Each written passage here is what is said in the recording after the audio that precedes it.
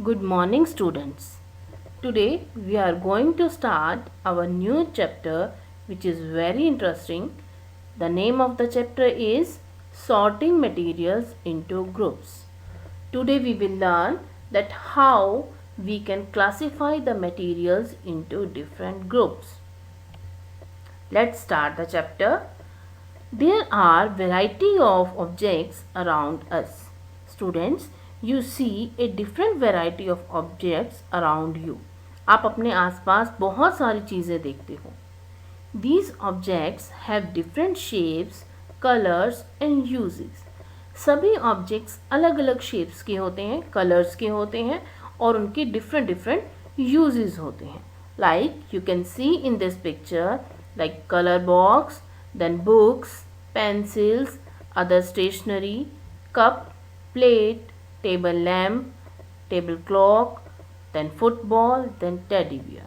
All these objects are different in the shape, size, color and uses.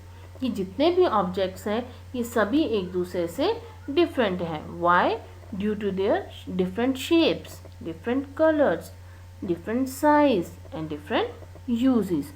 तो हमारे आसपास जितने भी ऑब्जेक्ट्स होते हैं वो सभी एक दूसरे से अलग होते हैं.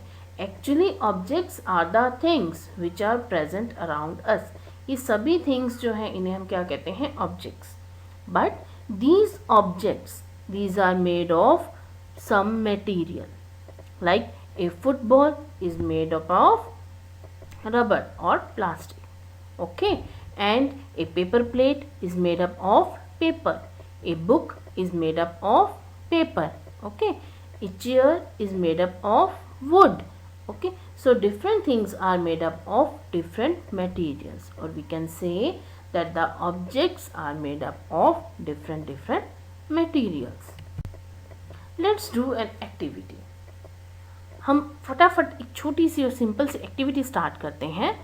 For that, you have to collect as many as different objects around us which are possible. You can see in this picture, there is football, t-shirt, books, key, aeroplane toy, then bucket, then chair. हमने बहुत सारे objects collect किए हैं जो हमारे आसपास available होते हैं. अब हम क्या करेंगे? We will make a list. List the objects in a table. एक टेबल बनाएंगे, उसमें हम इन ऑब्जेक्ट्स की लिस्ट बनाएंगे. कैसे? On the basis of whether they are made up of paper, wood, plastic, glass, metal और कॉटन. इन सब बेसिस पर कि वो जो ऑब्जेक्ट है whether it is made up of paper या वुड का बना है या प्लास्टिक या ग्लास या मेटल और कॉटन. इस बेसिस पर हम इन ऑब्जेक्ट्स की एक टेबल तैयार करेंगे. Like this, you can name the material like paper, wood, plastic, glass, metal and cotton, and you can place the objects accordingly. Like in the material paper वाली category में क्या आ सकता है? बुक. ओके. वुड की category में क्या आएगा? Chair, table. Plastic की कैटेगरी में क्या आ जाएगा? आपकी bucket. Okay. Likewise, you can make some another table of some other objects. You can see like this. मैंने बहुत सारे ऑब्जेक्ट्स कलेक्ट किए like newspaper, T shirt, chair, plastic bottle, then socks, books, CD, letter, dustbin, wooden spoon, then towel, diary, aeroplane toy, then table. ये बहुत सारे objects मैंने collect किए. अब हम इनको डिफरेंट कैटेगरीज में डिवाइड करना सीखते हैं. ओके. हमने क्या किया? 4 कैटेगरीज बनाई हैं, 4 बॉक्सेस बनाए हैं. फर्स्ट कैटेगरी क्या है? Material made of would.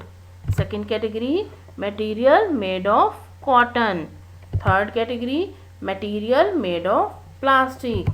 Then material made of paper. Okay. अब फर्स्ट एग्जांपल, फर्स्ट पिक क्या है हमारी? Newspaper. It will come under the category material made of paper. Second one is T shirt. ये कहाँ आएगा? Material made of cotton. Then chair in wood. Then plastic bottle, plastic. Then socks in cotton column. Then books in the paper category, CD plastic category, then table in wood category, aeroplane toy in plastic category, then diary, then towel cotton category, then wooden spoon, then dustbin plastic, then ladder that is also made up of wood. तो हमने क्या किया, इन सारे objects को categories में divide किया. कैसे divide किया? On the basis of material, कि जो ऑब्जेक्ट्स हैं वो किस मटेरियल के बने हुए हैं, उस बेसिस पर हमने डिफरेंट ऑब्जेक्ट्स को डिफरेंट कैटेगरीज में डिवाइड किया. Next we will learn the properties of material, कि किसी भी मटेरियल की क्या प्रॉपर्टीज होती हैं. First property is appearance. Materials look different from each other. सभी मटेरियल्स एक दूसरे से डिफरेंट दिखते हैं. Like this is the copper bowl, then glass jug, aluminium foil, wooden desk, plastic bucket, then iron nail. ये जितने भी ऑब्जेक्ट्स हैं सभी की अपीयरेंस, सभी की लुक एक दूसरे से डिफरेंट है. कैसे? शेप भी डिफरेंट है, साइज भी डिफरेंट है. ओके और ये किस चीज़ के बने हुए हैं उस बेसिस पर भी ये डिफरेंट है. और we can say colour is also different. Second characteristic is hardness. Some materials which can be compressed or stretched easily are called soft. कुछ materials को हम easily compress भी कर सकते हैं, दबा सकते हैं, और stretch भी कर सकते हैं, उसे हम कहते हैं soft material.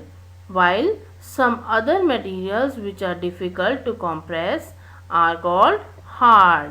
Like hard objects are chair, glass, brick, key, and soft objects are cotton balls, eraser, wool, and fabric t-shirt. Okay, so second property is hardness.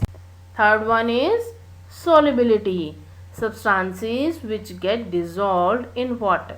कुछ substances water में dissolve हो जाते हैं, और dissolve होने के बाद they get disappeared when added in it. These are known as soluble substances. कुछ substances जो हैं वो water में easily dissolve हो जाते हैं और dissolve होकर वो disappear हो जाते हैं. These are soluble. And the substances which don't get mixed with water and don't disappear even after we stir for a long time are insoluble in water. जबकि कुछ substances चाहे हम कितना भी dissolve करते रहें water में, वो dissolve नहीं होते. They are insoluble in water. Okay. So on the basis of solubility, substances are of two type, soluble and insoluble. Soluble जो dissolve हो जाते हैं, insoluble which don't get dissolved. Like in insoluble we can take the example of sand. Water के अंदर अगर हम sand को dissolve करते हैं, आप कितनी भी देर डिसॉल्व करते रहो, that does not get dissolve, so it is insoluble in water.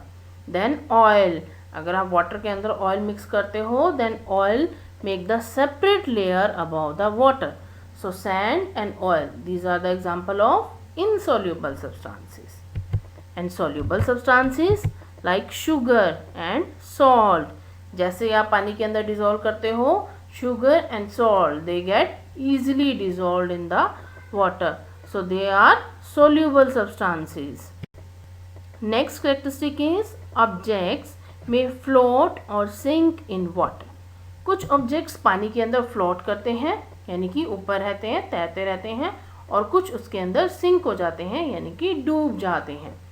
Some materials which do not mix with the water, they float to the surface of water and others may sink to the bottom. कुछ materials जो पानी के साथ mix नहीं होते वो पानी पर फ्लोट करते रहते हैं, बट कुछ ऑब्जेक्ट्स उसके अंदर सिंक हो जाते हैं, डूब जाते हैं. Like you can see in this picture that some objects are floating on the water and some are sunk to the bottom. Next property है transparency. Some materials through which the objects can be seen clearly are known as transparent material. कुछ materials जिसके through आप clearly दूसरी side पर देख सकते हैं, they are transparent material. While materials through which objects cannot be seen clearly, they are known as opaque materials. कुछ materials जिनके थ्रू आप अदर साइड पर नहीं देख सकते, they are opaque material. Okay, whereas some materials through which object can be seen but not clearly, they are known as translucent material. तो first मैंने बताया आपको ट्रांसपेरेंट मटेरियल. जैसे सपोज अगर आप एक ग्लास विंडो की एक साइड पर खड़े हो तो अनदर साइड पर आप इजीली देख सकते हो, क्लियरली आपको सब कुछ दिखता है, that is transparent material. Glass is transparent material. Okay, अब अगर आप एक वुडन डोर की एक साइड पर खड़े हो और आप उसकी दूसरी साइड पर देखना चाहते हो तो उस वुडन डोर के थ्रू आप अनदर साइड को नहीं देख सकते, because the wooden door is made up of opaque material. Okay, but अगर एक बटर पेपर से आप देख रहे हो तो वहाँ से आपको दिखेगा तो, बट क्लियरली विजिबल नहीं होगा. So that is translucent material. Like in this picture there are 3 glasses, white, green and blue. The white glass is made up of the transparent material. अगर आप इस white glass की एक side पर अपने hand को रखते हैं और अनदर साइड से देखते हैं तो आपको आपका हैंड क्लियर दिखेगा. But if you put your hand on behind the green glass and view it from another side, आपको दिखेगा तो सही आपका हैंड, बट क्लियरली नहीं दिखेगा. और थर्ड जो आपका ब्लू ग्लास है, अगर आप इसके पीछे अपने हाथ को, अपने हैंड को रखते हैं और दूसरी साइड से देखते हैं तो आपको कुछ भी नहीं दिखेगा, आपका हैंड बिल्कुल नहीं दिखेगा. Why? Because the blue glass is made up of the opaque material and green glass it is made up of the translucent material, and third white glass, this is made up of the transparent material. You can take some another example like in this picture. First is the transparent.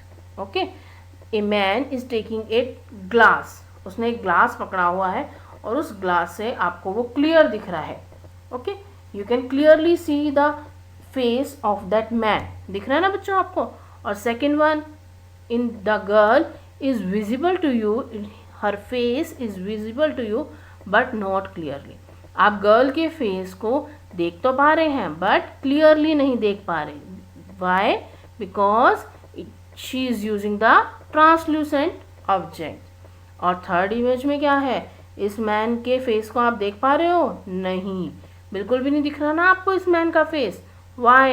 Because he is using the opaque object. Okay, so this is clear to you that transparent object कौन से होते हैं जिसमें से आप clearly दूसरी side पर देख सकते हैं, और ट्रांसलूसेंट जिसमें आप देख तो सकते हैं दूसरी साइड पर बट नॉट क्लियरली, और ओपेक ऑब्जेक्ट जिसमें आप बिल्कुल भी दूसरी साइड पर नहीं देख सकते. Okay, well students, today we learn about the objects and the materials of which the objects are made. और क्या क्या सीखा हमने कि इन ऑब्जेक्ट्स को हम डिफरेंट कैटेगरीज में कैसे डिवाइड कर सकते हैं, वो कौन सी प्रॉपर्टीज़ हैं जिसके बेसिस पर हम कैटेगरीज बनाते हैं.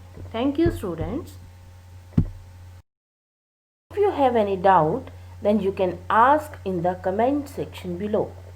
If you like this video, then please like and share it and subscribe to the channel for more such videos.